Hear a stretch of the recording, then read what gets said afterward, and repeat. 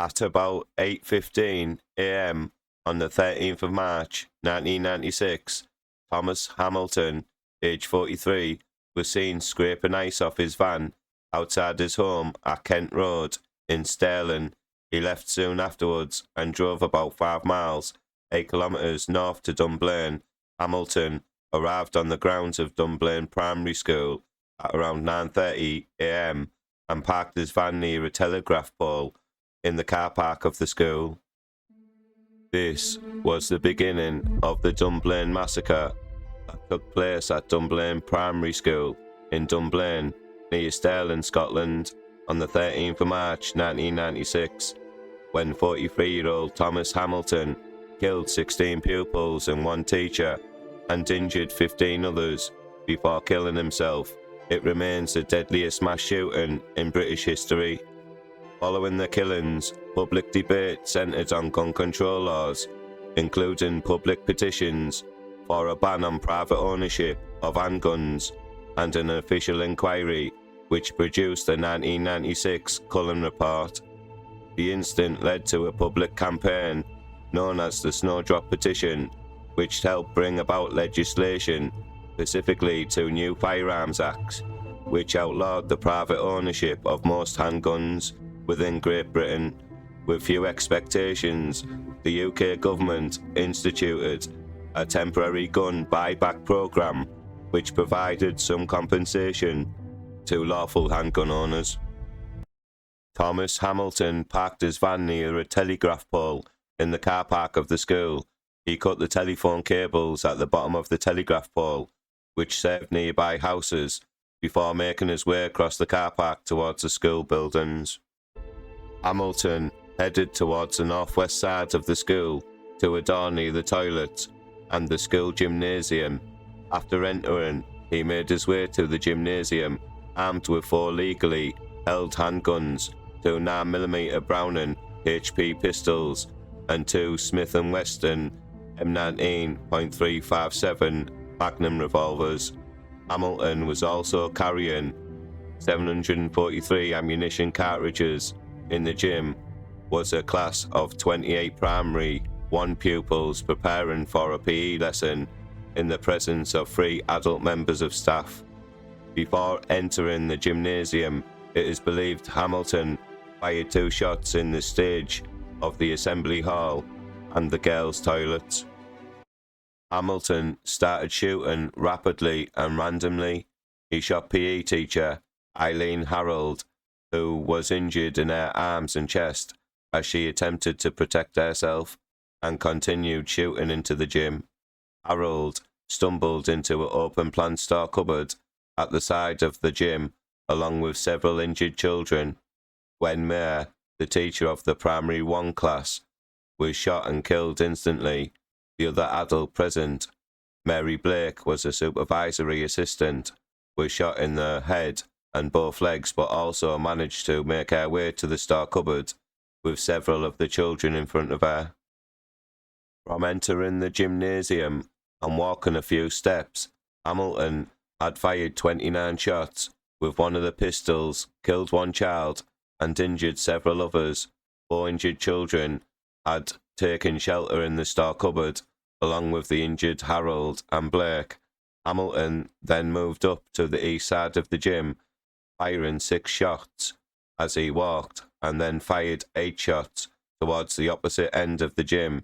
He then went towards the centre of the gym, firing 16 shots at point-blank range at a group of children who had been incapacitated by his earlier shots. A primary 7 pupil who was walking along the west side of the gymnasium exterior at the time heard loud bangs and screams and looked inside. Hamilton shot in his direction, and the pupil was injured by flying glass before running away. From this position, Hamilton fired 24 shots in various directions. He fired shots towards a window next to the fire exit at the southeast end of the gym, possibly at an adult who was walking across the playground, and then fired 4 more shots in the same direction. After opening the fire exit door, Hamilton then exited the gym briefly through the fire exit firing another 4 shots towards the cloakroom of the library, striking and injuring Grace Tweedle, another member of staff at the school. In the mobile classroom closet next to the fire exit where Hamilton was standing, Catherine Gordon saw him firing shots and instructed her Primary 7 class to get down onto the floor before Hamilton fired 9 bullets into the classroom, striking books and equipment. 1 bullet passed through a chair where a child had been sitting seconds before. Hamilton then re-entered the gym, dropped the pistol he was using, and took out one of the 2 revolvers. He put the barrel of the gun in his mouth, pointed it upwards, and pulled the trigger, killing himself.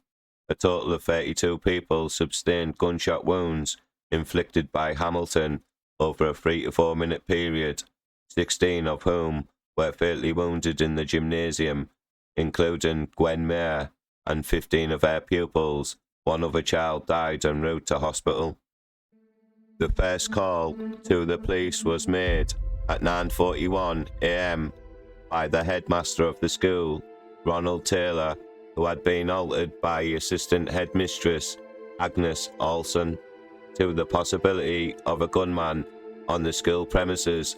Olson had also told Taylor that she had heard screaming inside the gymnasium and had seen what she thought to be cartridges on the ground, and Taylor had been aware of loud noises which he assumed to have been from builders on the site that he had not been informed of. As he was on his way to the gym, the shooting ended, and when he saw what had happened, he ran back to his office and told Deputy Headmistress Fiona Edenton to call for ambulances, a call which was made at 9:43 a.m. The first ambulance arrived on the scene at 9:57 a.m. in response to the call made at 9:43 a.m. Another medical team from Dunblane Health Centre arrived at 10:04 a.m., which included doctors and a nurse who were involved in the initial resuscitation of the injured. Medical teams from the health centres in Down and Callender arrived shortly after the accident, and emergency department at Stirling Royal Infirmary had also been informed of a major incident involving multiple casualties at 9:48 a.m. and the first of several medical teams from the hospital arrived at 10:15 a.m.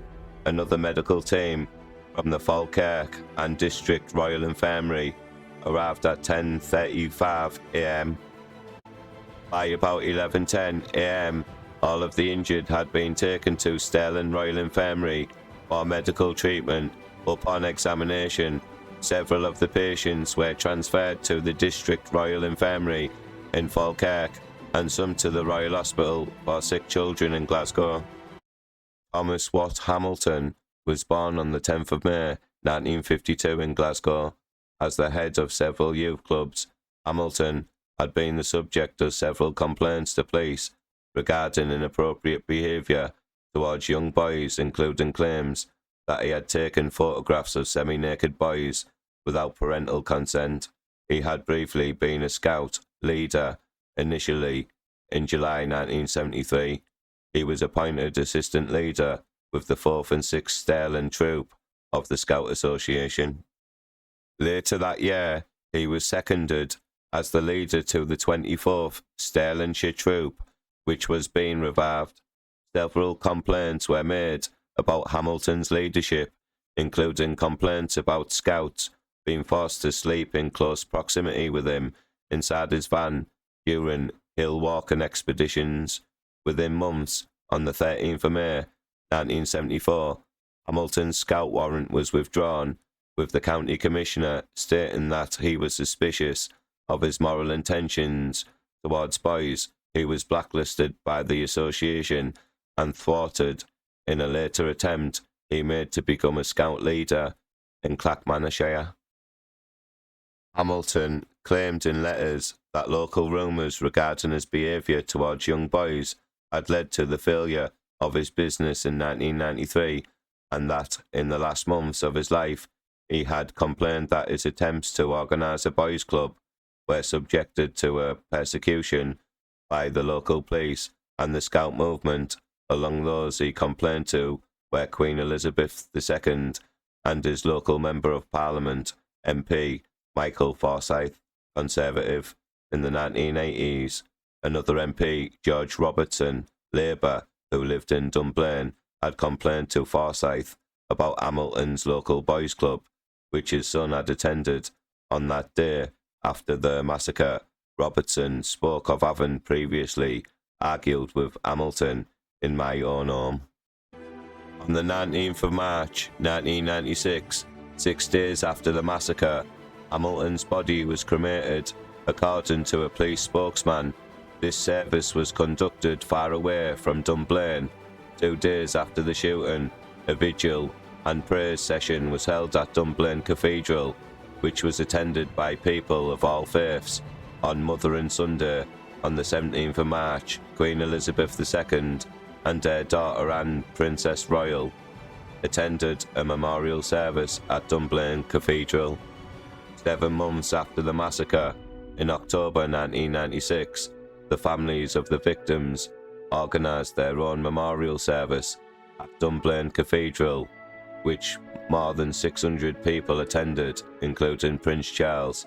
The service was broadcast live on BBC One and conducted by James White, a former moderator of the General Assembly of the Church of Scotland. Television presenter Lorraine Kelly, who had befriended some of the victims' families while reporting on the massacre for GMTV, was a guest speaker at the time of the service. In August 1997, 2 varieties of rose were unveiled and planted as the centrepiece for a roundabout in Dunblane. The 2 roses were developed by Cocker's Roses of Aberdeen, the Gwen Mayer Rose and the Innocence Rose, in memory of the children killed. A snowdrop cultivar, originally found in Dunblane Garden in the 1970s, was renamed Sophie North, in the memory of one of the victims of the massacre. The gymnasium at the school was demolished on the 11th of April 1996 and replaced by a memorial garden. 2 years after the massacre, on the 14th of March 1998, a memorial garden was opened at Dunblane Cemetery, where Mayer and 12 of the children were killed are buried. The garden features a fountain with a plaque of the names of those killed. Stained glass windows in memory of the victims were placed in 3 local churches, St Blaine's and the Church of the Holy Family in Dunblane, and the nearby Lee Croft Kirk, as well as the Dunblane Youth and Community Centre. Please like this video, please comment, and don't forget to subscribe to my crime channel. Thank you.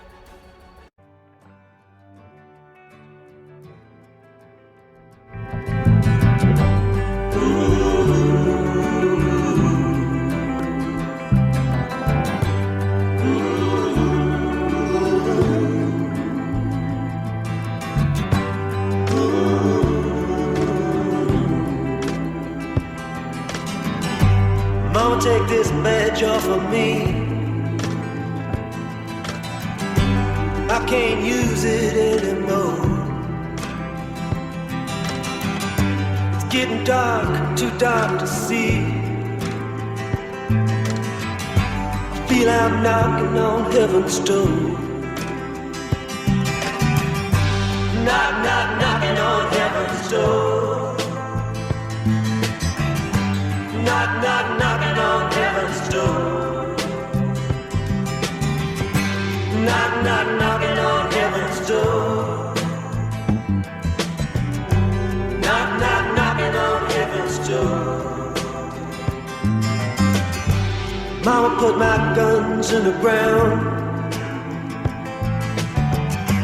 I can't shoot them anymore. That long black cloud is coming down.